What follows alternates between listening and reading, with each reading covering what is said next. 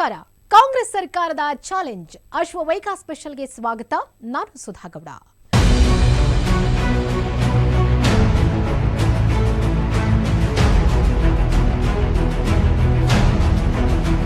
DCM DK Shivakumar ಅವರು ಕರ್ನಾಟಕದ ಜನತೆಗೆ ಕೊಡಬೇಕೆಂದಿರುವ ಕೊಡುಗೆಗಳು ಇವು.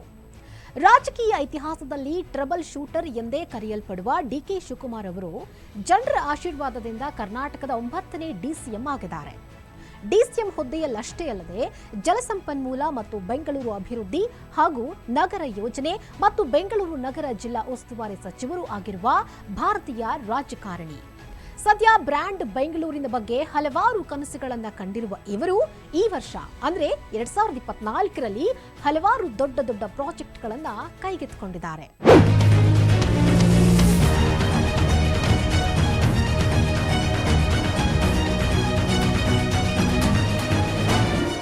ರಾಜಕಾರಣ ಅಂದ್ರೆ ಕೇವಲ ಚುನಾವಣೆ, ಅಧಿಕಾರ, ಪದವಿಗಾಗಿ ಕಾದಾಟ, ಗುದ್ದಾಟ ಇವಷ್ಟೇ ಅಲ್ಲ.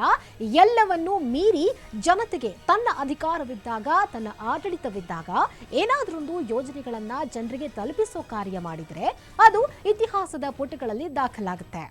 ಕೇವಲ ಅಧಿಕಾರಕ್ಕಾಗಿ ಇಲ್ಲ ಸಲ್ಲದ ಹೇಳಿಕೆಗಳನ್ನ ಕೊಟ್ಕೊಂಡು ಅಧಿಕಾರಕ್ಕಾಗಿ ಪಕ್ಷಾಂತರ ಮಾಡುವ ರಾಜಕಾರಣಿಗಳಲ್ಲಿ ತಾನು ವಿಭಿನ್ನ ಅಂತ ತೋರಿಸಬೇಕಾದ್ರೆ ಜನರ ಸೇವೆಗಾಗಿಯೇ ರಾಜಕೀಯಕ್ಕೆ ಬಂದವನು, ಜನರ ಅಭಿವೃದ್ಧಿಯೇ ನನ್ನ ಗುರಿ ಎಂದು ಹೋರಾಡುವ ಮೂಲಕ ತನ್ನನ್ನು ತಾನು ರಾಜಕೀಯಕ್ಕೆ ಅರ್ಪಿಸಿಕೊಳ್ಬೇಕು. ಅಂತಹ ಮನೋಭಾವವಿರುವ ರಾಜಕಾರಣಿಗಳಲ್ಲಿ ಡಿಕೆ ಶಿವಕುಮಾರ್ ಕೂಡ ಒಬ್ರು.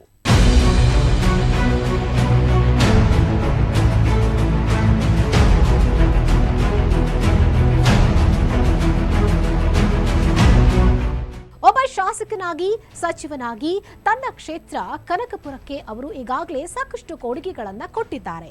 ಆದರೆ ಇಷ್ಟು ವರ್ಷ ರಾಜಕಾರಣ ಮಾಡಿ ಕರ್ನಾಟಕದ ಜನತೆಗೆ ನೀವೇನು ಮಾಡಿದ್ದೀರಿ ಎಂದು ಕೇಳುವ ಮಂದಿಗೆ ಉತ್ತರ ಕೊಡಲು ಈ ವರ್ಷ ಹಲವಾರು ಪ್ರಾಜೆಕ್ಟ್ಗಳನ್ನ ಕೈಗೆತ್ತಿಕೊಂಡಿದ್ದಾರೆ.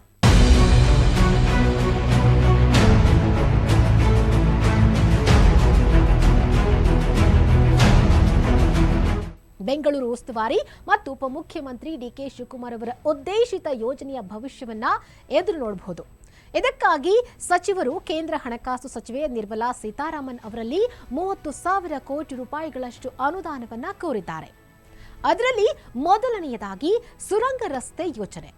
ಯಲಹಂಕದಿಂದ ಹೊಸೂರು ರಸ್ತೆಯ ನಡುವೆ ಉತ್ತರ ದಕ್ಷಿಣ ಕಾರಿಡಾರ್ ಮತ್ತು ಸೇಂಟ್ ಜಾನ್ಸ್ ಆಸ್ಪತ್ರೆ ಕಲ್ಯಾಣ್ ನಗರ ನಡುವಿನ 95 ಕಿಲೋಮೀಟರ್ ಒಳಗೊಂಡ ಪೂರ್ವ ಪಶ್ಚಿಮ ಕಾರಿಡಾರ್ ನಿರ್ಮಾಣಕ್ಕೆ ಅಂತಾರಾಷ್ಟ್ರೀಯ ವಿನ್ಯಾಸ ಸಂಸ್ಥೆಯಾದ ಏಕಾಮ್ ಇಂಡಿಯಾ ಸಲಹೆ ನೀಡಿದ್ದು, ಈ ಕುರಿತು ಕಾರ್ಯಸಾಧ್ಯತಾ ವರದಿ ಸಲ್ಲಿಸೋಕೆ 8 ಕಂಪನಿಗಳು ಅರ್ಹತೆಯನ್ನ ಪಡೆದುಕೊಂಡಿವೆ. ಇದು ಮೊದಲನೆಯ ಪ್ರಾಜೆಕ್ಟ್.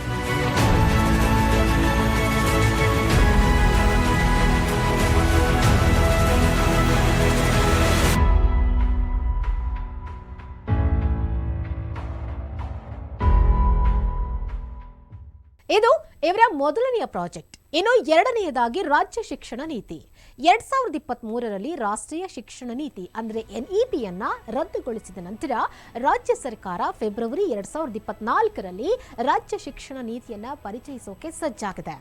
ಹೊಸ ನೀತಿಯು ವಿದ್ಯಾರ್ಥಿಗಳಿಗೆ ಕೇಸರೀಕರಣ ಅಥವಾ ಕಾಂಗ್ರೆಸೀಕರಣ ಮಾಡದೆಯೇ ಗುಣಮಟ್ಟದ ಶಿಕ್ಷಣ ನೀಡುವ ಗುರಿಯನ್ನ ಹೊಂದಿದೆ ಅಂತ ಪ್ರಾಥಮಿಕ ಶಿಕ್ಷಣ ಮತ್ತು ಸಾಕ್ಷರತಾ ಸಚಿವ ಮಧು ಬಂಗಾರಪ್ಪ ಹೇಳಿದ್ದಾರೆ.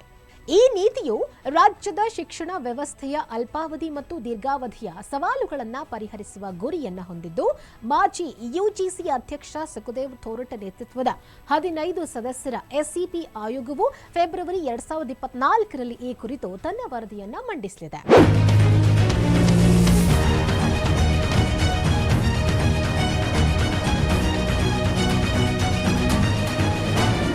ಇನ್ನು ಮೂರನೆಯದಾಗಿ ಶೈಕ್ಷಣಿಕ ವಿದ್ಯಾರ್ಥಿಗಳಿಗೆ 3 ವಾರ್ಷಿಕ ಪರೀಕ್ಷೆಗಳು. ಹೌದು, SSLC ಮತ್ತು PUC ವಿದ್ಯಾರ್ಥಿಗಳಿಗೆ ವಾರ್ಷಿಕವಾಗಿ 3 ಪರೀಕ್ಷೆಗಳನ್ನು ನಡೆಸೋಕೆ ಚಿಂತನೆ ನಡೆಸಲಾಗ್ತಿದೆ. ವಿದ್ಯಾರ್ಥಿಗಳಿಗಾಗಿ ತರುವ ಪರೀಕ್ಷಾ ಸುಧಾರಣೆಗಳು ಹೊಸ ವ್ಯವಸ್ಥೆಗೆ ದಾರಿ ಮಾಡಿಕೊಡ್ತವೆ. ಹೊಸ ನಿಯಮದಂತೆ ವಿದ್ಯಾರ್ಥಿಗಳಿಗೆ ತಮ್ಮ ಅಂಕಗಳನ್ನು ಸುಧಾರಿಸಲು ಹಲವಾರು ಅವಕಾಶಗಳನ್ನು ನೀಡುತ್ತೆ. 3 ಪ್ರಯತ್ನಗಳಲ್ಲಿ ಗಳಿಸಿದ ಅಂಕಗಳಲ್ಲಿ ವಿಷಯವಾರು ಅತ್ಯುತ್ತಮವಾದದನ್ನು ಆಯ್ಕೆ ಮಾಡಿಕೊಳ್ಳೋಕೆ ಅವಕಾಶವನ್ನ ನೀಡಲಾಗುತ್ತೆ. ಇದರೊಂದಿಗೆ ಹೊಸ ಶೈಕ್ಷಣಿಕ ವರ್ಷದಲ್ಲಿ ಸರ್ಕಾರವು ಮುಖ್ಯ ಮತ್ತು ಪೂರಕ ಪರೀಕ್ಷೆಯ ಸ್ವರೂಪವನ್ನು ತೆಗೆದುಹಾಕಲಿದೆ. ವಿದ್ಯಾರ್ಥಿಗಳು ಕೆಲವು ವಿಷಯಗಳಲ್ಲಿ ಅನುತ್ತೀರ್ಣರಾದರೂ ಅಗತ್ಯವಿರುವ ಕನಿಷ್ಠ ಅಂಕಗಳನ್ನು ಒಟ್ಟು ಎಂದು ಪರಿಗಣಿಸಲಾಗುತ್ತೆ. ವಿದ್ಯಾರ್ಥಿಗಳಲ್ಲಿ ಆತ್ಮವಿಶ್ವಾಸವನ್ನು ಹೆಚ್ಚಿಸೋಕೆ ಈ ಕ್ರಮವನ್ನು ತೆಗೆದುಕೊಳ್ಳಲಾಗಿದೆ.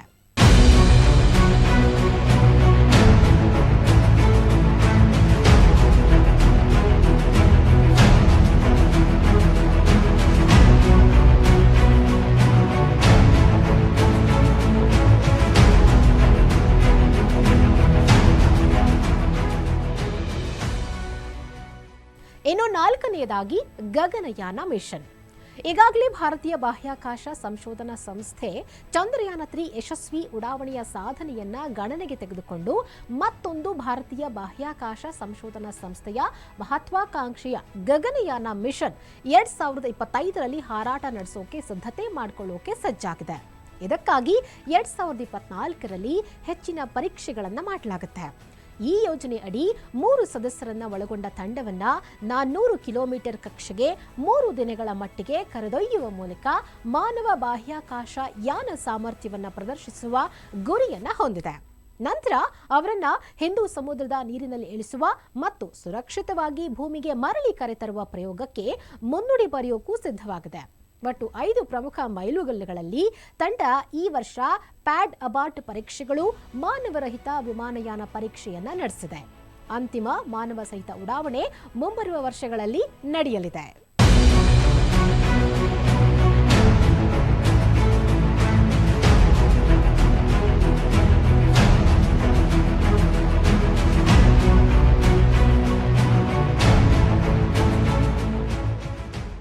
ಇನ್ನು 5ನೇದಾಗಿ ನಿಸ್ಸಾರ್ ಮಿಷನ್. ಇದು ಒಂದು ಉಪಗ್ರಹ ಯೋಜನೆ. ಇದನ್ನ ಭಾರತದ ಇಸ್ರೋ ಹಾಗೂ ಅಮೆರಿಕದ ಬಾಹ್ಯಾಕಾಶ ಸಂಸ್ಥೆ ನಾಸಾ ಜಂಟಿಯಾಗಿ ನಿರ್ಮಿಸಿದೆ. ಇದು ಭೂಮಿಯ ನಿಯಮಿತವಾದ ಸಮೀಕ್ಷೆ ನಡೆಸುವ ಉಪಗ್ರಹ. NISR 12 ದಿನಗಳಲ್ಲಿ ಇಡೀ ಜಗತ್ತನ್ನ ನಕ್ಷೆ ಮಾಡುತ್ತೆ ಮತ್ತು ಭೂಮಿಯ ಪರಿಸರ ವ್ಯವಸ್ಥೆಗಳು, ಮಂಜುಗಡ್ಡೆಯ ದ್ರವ್ಯರಾಶಿ, ಸಸ್ಯವರ್ಗದ ಜೀವರಾಶಿ, ಸಮುದ್ರ ಮಟ್ಟ ಏರಿಕೆ, ಅಂತರ್ಜಲ ಮತ್ತು ಭೂಕಂಪಗಳು, ಸುನಾಮಿಗಳು, ಜ್ವಾಲಾಮುಖಿಗಳು ಮತ್ತು ಭೂಕುಸಿತಗಳು ಸೇರಿದಂತೆ ನೈಸರ್ಗಿಕ ಅಪಾಯಗಳಲ್ಲಿನ ಬದಲಾವಣೆಗಳನ್ನು ಅರ್ಥ ಮಾಡಿಕೊಳ್ಳೋಕೆ ಪ್ರಾದೇಶಿಕ ಮತ್ತು ತಾತ್ಕಾಲಿಕವಾಗಿ ಸ್ಥಿರವಾದ ಡೇಟಾವನ್ನು ಒದಗಿಸುತ್ತೆ. ಪರಿವೀಕ್ಷಣಾ ಯೋಜನೆಯನ್ನ 2024ರ ಮೊದಲ ತ್ರೈಮಾಸಿಕದಲ್ಲಿ ಸತೀಶ್ ಧವನ್ ಬಾಹ್ಯಾಕಾಶ ಕೇಂದ್ರ ಶ್ರೀಹರಿಕೋಟಾದಿಂದ ಪ್ರಾರಂಭ ಮಾಡೋಕೆ ನಿರ್ಧರಿಸಲಾಗಿದೆ.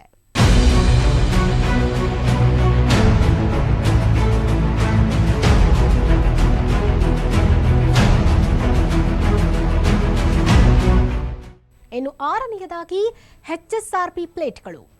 ಅಂದ್ರೆ ರಸ್ತೆ ಸಾರಿಗೆ ಮತ್ತು ಹೆದ್ದಾರಿಗಳ ಸಚಿವಾಲಯ ಏಪ್ರಿಲ್ 2019ರ ಮೊದಲು ನೋಂದಾಯಿಸಲಾದ ಎಲ್ಲಾ ಹಳೆಯ ವಾಹನಗಳಲ್ಲಿ ಹೈ ಸೆಕ್ಯೂರಿಟಿ ನಂಬರ್ ಪ್ಲೇಟ್ ಅಂದ್ರೆ HSRP ನಂಬರ್ ಪ್ಲೇಟ್ಗಳನ್ನು ಅಳವಡಿಸೋದನ್ನ ಕಡ್ಡಾಯಗೊಳಿಸಿದೆ. ಇದಕ್ಕೆ ಮುಖ್ಯ ಕಾರಣ ವಾಹನಗಳ ದುರುಪಯೋಗವನ್ನ ತಡೆಗಟ್ಟೋದು.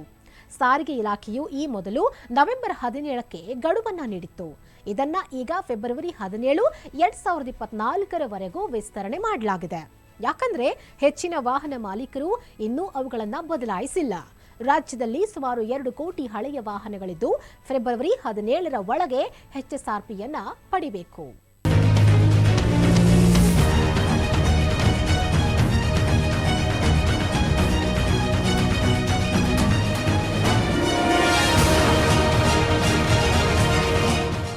ಇನ್ನು 7ನೇದಾಗಿ ಮೇಕೆದಾಟು ಮತ್ತು ಭದ್ರಾ ಮೇಲ್ದಂಡೆ ಯೋಜನೆಗಳು. ಕಾವೇರಿ ನದಿ ನೀರು ಹಂಚಿಕೆ ವಿಚಾರದಲ್ಲಿ ತಮಿಳುನಾಡಿನೊಂದಿಗೆ ವಿವಾದ ಇರುವುದರಿಂದ ಮೇಕೆದಾಟು ಯೋಜನೆಗೆ ಅನುಮತಿ ನೀಡುವಂತೆ ಕೋರಿ ಕೇಂದ್ರ ವಿತ್ತ ಸಚಿವೆ ನಿರ್ಮಲಾ ಸೀತಾರಾಮನ್ ಅವರನ್ನ ಇತ್ತೀಚೆಗಷ್ಟೇ ಜಲಸಂಪನ್ಮೂಲ ಸಚಿವ DK ಶಿವಕುಮಾರ್ ಅವರು ಭೇಟಿ ಮಾಡಿದ್ರು. ಕಾವೇರಿ ನದಿಗೆ ಅಣೆಕಟ್ಟು ನಿರ್ಮಿಸಿ 67 TMC ಅಡಿ ನೀರು ಸಂಗ್ರಹಿಸಬೇಕು. ರಾಜ್ಯ ಸರ್ಕಾರದ ಬಹುಕಾಲದಿಂದ ಬಾಕಿ ಉಳಿದಿರುವ ಕೃಷ್ಣಾ ಮೇಲ್ದಂಡೆ ಹಾಗೂ ಭದ್ರಾ ಮೇಲ್ದಂಡೆ ಯೋಜನೆಗಳನ್ನು ಕೇಂದ್ರದ ಯೋಜನೆಗಳೆಂದು ಘೋಷಿಸಲು ಕೇಂದ್ರ ಸರ್ಕಾರ ಗೆಜೆಟ್ ಅಧಿಸೂಚನೆಯನ್ನು ಹೊರಡಿಸುವಂತೆಯೂ ಕೋರಿದ್ದಾರೆ.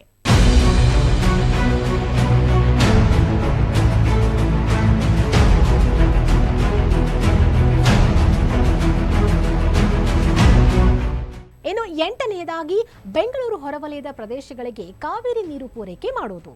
ಜಪಾನ್ ಇಂಟರ್ನ್ಯಾಷನಲ್ ಕೋಆಪರೇಷನ್ ಏಜೆನ್ಸಿಯ ಅನುದಾನದಲ್ಲಿ ಬೆಂಗಳೂರಿನ ಹೊರವಲಯದ 110 ಹಳ್ಳಿಗಳಿಗೆ ಕುಡಿಯುವ ನೀರು ಸರಬರಾಜು ಮಾಡುವ 5,500 ಕೋಟಿ ರೂಪಾಯಿ ಯೋಜನೆಯು ಮೇ 2024ರಿಂದ ಪ್ರಾರಂಭವಾಗಲಿದೆ.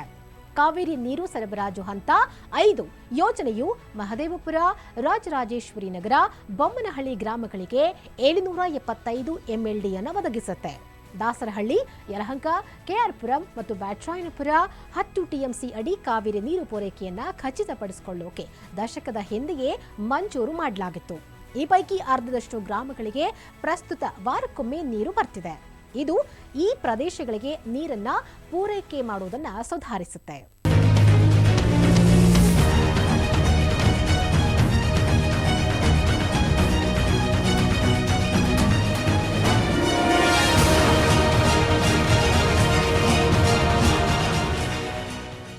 ಇನ್ನು ಕೊನೆಯದಾಗಿ ಎಲೆಕ್ಟ್ರಾನಿಕ್ ಸಿಟಿಗೆ ನಮ್ಮ ಮೆಟ್ರೋ ಮಾರ್ಗ. ಅತಿ ಹೆಚ್ಚು ಟ್ರಾಫಿಕ್ ಸಮಸ್ಯೆಯಿಂದ ತೊಂದರೆ ಅನುಭವಿಸ್ತಾ ಇರುವ ಪ್ರಯಾಣಿಕರಿಗಾಗಿ ಈ ಯೋಜನೆ ಸಿದ್ಧಗೊಂಡಿದ್ದು, ಎಲೆಕ್ಟ್ರಾನಿಕ್ ಸಿಟಿ ಮೂಲಕ ಆರ್ವಿ ರಸ್ತೆ ಮತ್ತು ಬೊಮ್ಮಸಂದ್ರ ನಡುವಿನ ರೀಚ್ 5 ಮಾರ್ಗವು 2024ರಲ್ಲಿ ಕಾರ್ಯಾರಂಭ ಆಗಲಿದೆ. ಸಿವಿಲ್ ಕಾಮಗಾರಿಗಳು ಮತ್ತು ನಿಲ್ದಾಣಗಳು ಬಹುತೇಕ ಪೂರ್ಣಗೊಂಡಿವೆ. ಆದರೆ ಡ್ರೈವರ್ಲೆಸ್ ತಂತ್ರಜ್ಞಾನದ ಆಧಾರದ ಮೇಲೆ ಪ್ರಾಯೋಗಿಕ ಸಂಚಾರಕ್ಕೆ ರೈಲು ಸಿದ್ಧವಾಗಬೇಕಾಗಿದೆ. ಇದು ಚೀನಾದಿಂದ ಇನ್ನೂ ಬರಬೇಕಿದೆ. ಹೆಚ್ಚುವರಿಯಾಗಿ 16,041 ಕೋಟಿ ರೂಪಾಯಿಗಳ ಅಂದಾಜು ವೆಚ್ಚದ ಮೆಟ್ರೋ ಹಂತ 3 ಮಾರ್ಗದ ವಿವರವಾದ ಯೋಜನಾ ವರದಿಯು 2024ರ ಆರಂಭದಲ್ಲಿ ಕೇಂದ್ರದ ಅನುಮತಿಯನ್ನು ಪಡೆಯುವ ನಿರೀಕ್ಷೆ ಇದೆ. ರಾಜ್ಯ ಸರ್ಕಾರ ನವೆಂಬರ್ 18, 2022ರಂದು ಅದನ್ನು ಅನುಮೋದನೆ ಮಾಡಿದೆ.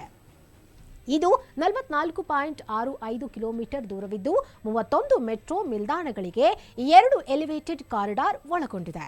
ಒಟ್ಟಾರೆಯಾಗಿ 8 ರಿಂದ 9 ಪ್ರಾಜೆಕ್ಟ್ಗಳು ಸರ್ಕಾರದ ಮುಂದಿದ್ದು, ಕಾಂಗ್ರೆಸ್ ಆಡಳಿತವಿರುವ ಕಾಲದಲ್ಲೇ ಮುಖ್ಯಮಂತ್ರಿ ಸಿದ್ದರಾಮಯ್ಯ ಮತ್ತು ಉಪಮುಖ್ಯಮಂತ್ರಿ ಡಿಕೆ ಶಿವಕುಮಾರ್ ಅವರ ನೇತೃತ್ವದಲ್ಲೇ ಈ ಎಲ್ಲಾ ಕೆಲಸಗಳು ಪೂರ್ಣಗೊಂಡು ಬಿಟ್ಟರೆ ಅದುವೇ ಕರ್ನಾಟಕಕ್ಕೆ ಕಾಂಗ್ರೆಸ್ ಸರ್ಕಾರ ನೀಡಿದ ಬಹುದೊಡ್ಡ ಕೊಡುಗೆಯಾಗಲಿದೆ.